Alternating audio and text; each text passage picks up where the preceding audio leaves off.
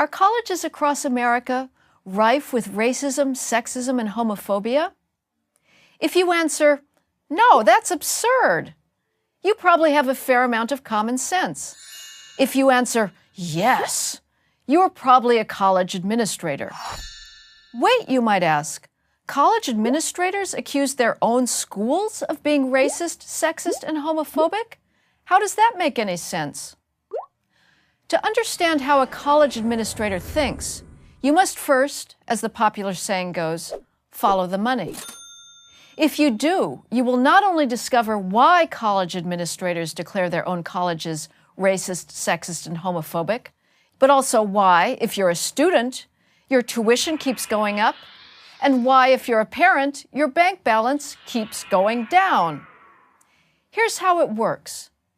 If colleges are racist, sexist, and homophobic, the only way to change that, if you're a college administrator, is to create a massive diversity bureaucracy. And that, of course, is massively expensive. No institution provides a more vivid example than the University of California, a once great university system which is self-destructing in the name of diversity. The diversity ideology has encroached upon every aspect of the University of California's collective psyche and mission. It is the one constant in every university endeavor. It impinges on hiring, distorts the curriculum, and sucks up vast amounts of faculty time and taxpayer money. Even the university's ongoing budget problems have not touched it. Since 2010, UC San Francisco, UC San Diego, and UCLA have all created new vice chancellorships in diversity, equity, and inclusion, with salaries starting at $250,000 a year or higher. Each of these new posts is wildly redundant. Yet each new diversity position inevitably generates an even greater surge of junior bureaucrats, all sucking in tuition dollars. In 2011, UC Berkeley's Vice Chancellor for Equity and Inclusion presided over a staff of 17. Yet just 1 year later, his staff had ballooned to 24. No wonder the number of administrators at the University of California almost equals that of the faculty. Here's an only partial list of the diversity bureaucracy at UC San Diego. The Associate Vice Chancellor for Faculty Equity, the Assistant Vice Chancellor for Diversity, the Staff Diversity Liaison, the Undergraduate Student Diversity Liaison, the Graduate Student Diversity Liaison, the Chief Diversity Officer, the Director of Development for Diversity Initiatives, the Director of the Cross-Cultural Center, the Director of the Lesbian, Gay, Bisexual, Transgender Resource Center, the Director of the Women's Center. These diversity bureaucrats place nonstop pressure on departments to hire on the basis of race, gender, and sexual preference. Their trick is to set the hiring bar low enough to scoop in more female and minority candidates, and then declare that anyone above that bar is qualified enough to trump the most qualified candidate, when that candidate is a white or Asian male.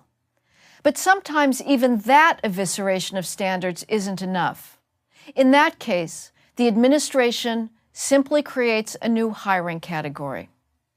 In September 2012, after UC San Diego's electrical and computer engineering faculty refused to hire a mediocre female professor whom the administration had tried to force on them, the engineering school announced that it would be creating a, quote, excellence position, the school's Orwellian phrase for women and minorities who cannot get hired even after hiring standards have been lowered. Remember, these machinations are all in the service of a problem that doesn't exist. It's entirely fabricated. UC's campuses, like colleges throughout America, are easily the most welcoming and inclusive social environments in human history, at least if you're not a conservative. Female and minority students are surrounded by caring adults who are dedicated to their academic success. They enjoy opportunities for learning and self-development that are the envy of the world.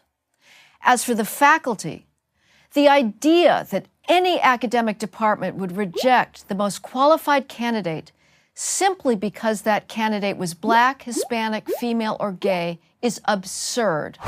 Not to mention an entirely gratuitous insult to every faculty member on the hiring committees.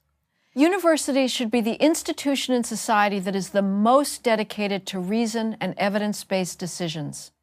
But with their crusade against their own make-believe racism and sexism, UC and almost every other American university betray that ideal every day.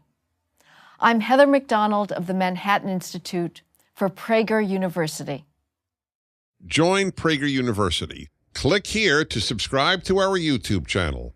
Click here to sign up for free at PragerU.com for quizzes, contests, and prizes.